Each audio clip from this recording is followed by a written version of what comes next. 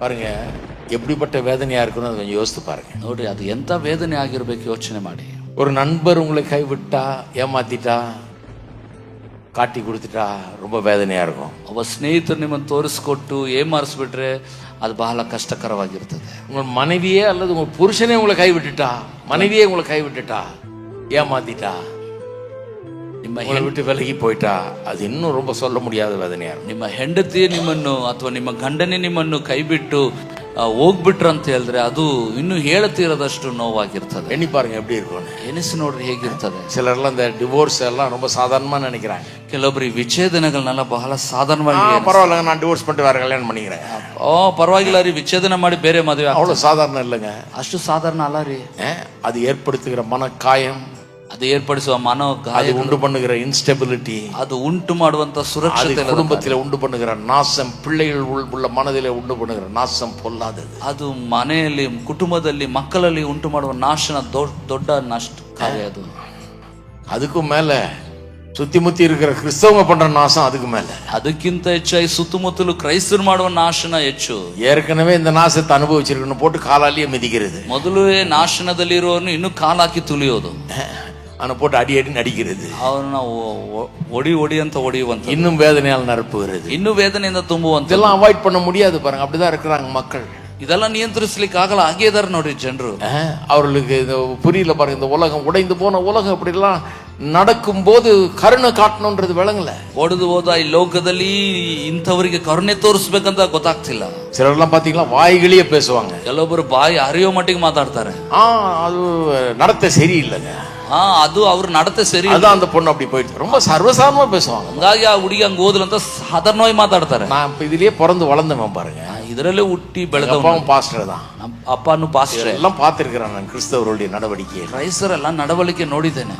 வாய் கூசாம மற்றவங்களை பற்றி பேசுவாங்க. ಸ್ವಲ್ಪನೂ ಬಾಯಿ மற்றவங்களுக்கு ஒரு கெட்டது நடந்த உடனே அப்படியே கண்டம் பண்ணி அவங்க ஒண்ணும் கிடையாது பாவிகள்ன்ற மாதிரி பேசுவாங்க. ಇತರಿಗೆ ಕೆಟ್ಟದ್ದು ನಡೆದಿದ್ದೇ ಅವರನ್ನು ಪೂರ್ತಿ ಖಂಡನೀಯವಾಗಿ ಪಾಪಿ ಅಂತ ಹೇಳ್ಬಿಡ್ತಾರೆ. அவங்க பாவம் செய்யலன்னு நான் சொல்லல, ಪಾಪ ಮಾಡ್ಲಿಲ್ಲ ಅಂತ ಹೇಳ್ತಿಲ್ಲ. இவங்க சொல்ற இவங்க எப்படி அதை பட்டா பாக்குறாங்கன்னு. ಇವ್ರು ಅದನ್ನ ಹೇಗ್ ನೋಡ್ತಾರಂತ. அவங்க பெரிய ಯೋಗ್ಯர்கள் மாதிரி மற்றவர்கள் பெரிய பாவி மாதிரி பேசிடுவாங்க. ಅವ್ರು ತುಂಬಾ ಯೋಗ್ಯರಂತೆ, ಇತರರು ಪಾಪಿಗಳಂತೆ ಮಾತಾಡ್ಬಿಡ್ತಾರೆ. ಆದರೆ நல்லா கவனிங்க, ಚೆನ್ನಾಗಿ ಗಮನಿಸ್ರಿ.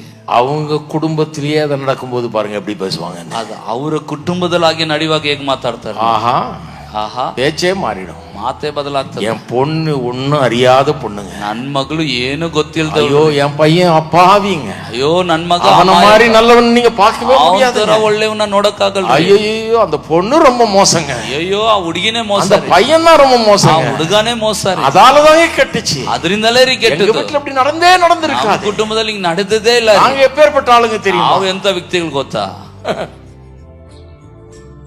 நான் என்ன சொல்றேன், உங்க பொண்ணா இருந்தா உங்க பையனா இருந்தா எப்படி போத்தி போத்தி பேசுறீங்க.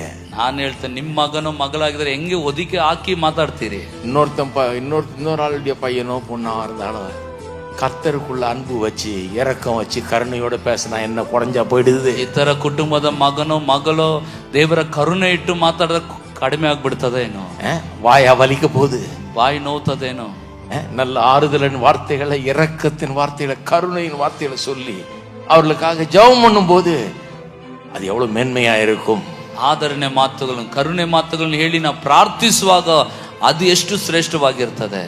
அவர்களை பற்றி பேசுற ஆளுகளை கேட்கும் போது இந்த மாதிரி நான் பார்த்திருக்கேன். நான் ஒரு பாஸ்டர் பாருங்க, 40 வருஷத்துக்கு மேல பாஸ்டரா இருக்கேன், அதனால சொல்றேன். 40 ವರ್ಷಕ್ಕಿಂತಲೂ ಹೆಚ್ಚ ಬೋಧ மறுபடியும் பாக்குறேன் இதை, ಪುನಃ ಇದನ್ನ ನೋಡ್ತೀನಿ. உங்களுக்கு தெரியுமா பிரதர், ನಿಮ್ಗೆ ಗೊತ್ತಾ அந்த பொண்ணு என்ன பண்ணி தெரியுமா, ಆ ಹುಡುಗಿ ಏನ್ ಮಾಡಿದ್ಲು ಗೊತ್ತಾ, முன்னாள் ஒருத்தருக்கு ಗೊತ್ತಾங்க பாத்தீங்களா நீங்க அந்த பொண்ணு, ಅವತ್ತು ನೋಡಿದ್ರ ಹುಡುಗಿ ನೀವು ನೋಡಿ, அது யாரு தெரியுமா உங்களுக்கு, ಯಾರು ಗೊತ್ತಾ, என்னாச்சு தெரியுமா, ಏನ್ ನಡೀತು ಗೊತ್ತಾ, அதுக்கு திருமணத்துக்கு என்னாச்சு தெரியும், ಮದ್ವೆಗೆ ಏನ್ ನಡೀತು ಗೊತ್ತಾ.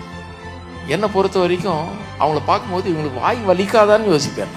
ನನ್ನ ಮಟ್ಟಿಗೆ ಇವರಿಗೆ ಬಾಯಿ ನೋವಲ್ವಾ ಅಂತ ಯೋಚಿಸ್ತೇನೆ.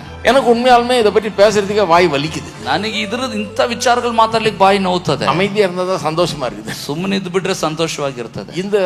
இதெல்லாம் இந்த நெகட்டிவ் காரியங்கள் பேசி என்ன புண்ணியம். ಈ ನೆಗೆಟಿವ್ ಕಾರ್ಯಗಳು ಮಾತಾಡಿ ಏನು ಹೊಂದ್ಕೊಳ್ತೇವೆ. ஆமா நடந்துருச்சு, ಹೌದು ನಡೆದೋಯ್ತು.